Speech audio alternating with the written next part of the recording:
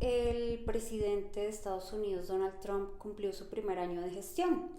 Aunque el líder republicano tiene una valoración positiva de su gestión, parecería que los estadounidenses no lo están viviendo y sintiendo de la misma manera, así lo reflejan sus índices de aprobación. Mario Ojeda Rebaj, profesor de Relaciones Internacionales de la Universidad Autónoma de México, me hizo algunos comentarios en días pasados respecto al primer año de gestión del presidente Donald Trump, analizando un poco la gestión en términos de política interna. Le pregunté pues cómo ha visto este primer año de gestión y si lo percibe tan positivo como el mandatario asegura. Me dijo: Mario, el presidente Trump tiene una percepción desmesurada de sí mismo. Muchas de sus acciones y declaraciones lo confirman. La economía no está tan bien como Trump la presenta, no erradicó el problema inflacionario y eso lo resientan los estadounidenses. Los aranceles inciden en el encarecimiento de la vida, aumento en los precios de muchos bienes y productos importados de diferentes países y también en los servicios. Las deportaciones también están teniendo un gran impacto sobre la vida, la calidad de vida y el costo de vida de los ciudadanos estadounidenses. Es difícil imaginar a los estadounidenses haciendo trabajos serviles en condiciones de explotación como los que hacen los inmigrantes, decía el profesor de la UNAM. El gran logro sí es el control de la frontera para cerrar el paso a la inmigración irregular. Pero la política migratoria no solo ha afectado a la inmigración irregular, también a la inmigración regular con diferentes restricciones e incluso al turismo. ¿Qué ganas les quedan a muchos extranjeros pensando, por ejemplo, en profesiones como estas, las que tenemos él y yo como periodista y como analista, él como profesor e investigador de relaciones internacionales, de querer visitar un país con la zozobra de que cualquier crítica sobre alguna actuación del gobierno sea tomada como un acto contra el país por el que pudiesen terminar detenidos? Por otra parte, las actuaciones de ICE ya están teniendo un impacto muy desfavorable para el gobierno, tal y como se ha visto en las últimas semanas. Para los estadounidenses, el efecto del asedio sobre los inmigrantes indocumentados es diferente a ver cómo los agentes federales reprimen e incluso asesinan a sus conciudadanos estadounidenses blancos, además, decía Mario.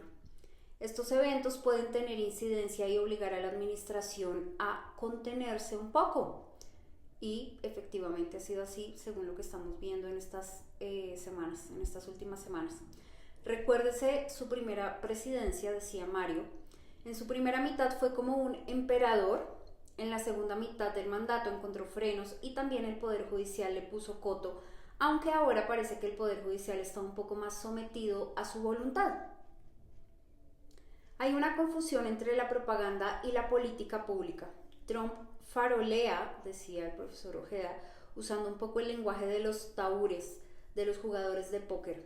Pero una cosa es el discurso y otra la realidad. En ese sentido, diría que una cosa son sus supuestos 365 logros magnificados y su seguridad para afirmar que ha logrado más que cualquier presidenta en la historia del país, y otra muy diferente es el contraste entre su narrativa o relato y la realidad.